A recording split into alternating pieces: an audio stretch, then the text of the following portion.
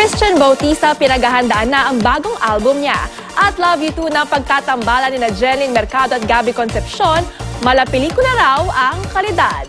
Narito ang Star Bites.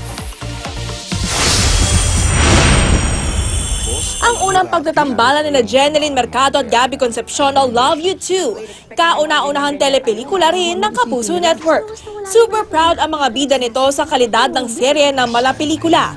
Pinaghalong kilig, comedy at drama raw ang hatid ng seryeng ito na amang karakter pinagkoconnect ng love. Gusto namin silang bigyan ng isang masaya at nakakakilig na soap para sa kanilang lahat. Para naman bago sila matulog, nakangiti sila at kinikilig sila. Pelikula siya pero dinala namin siya sa TV para mapanood ng lahat. Kasama rin sa cast na Shaira Diaz, Solen Yusaf, Gerald Napoles, Clint Bondad, Hiray Celis, Narca Bico, Michelle D, Yasser Marta at Sheena Halili.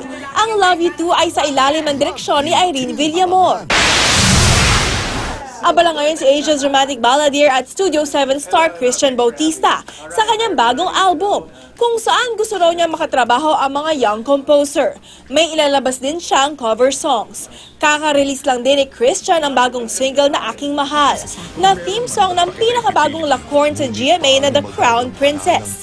Kamakailan din ay nag-renew si Christian ng kanyang kontrata sa Universal Records. Binigyang pakilala ang mga nominado para sa 67 Famous Awards. Kabilang sa mga nominado sina Sherry Hill at Gabby Eigenman bilang Best Supporting Actress at Best Supporting Actor para sa pelikulang Citizen Jake. Ayon kay Sherry, first time daw nagkaroon ng nominees night ang FAMAS kaya full support daw siya rito. Dumalo rin ang iba pang nominado sa event bago ang mismong awards night na gaganapin sa April 28.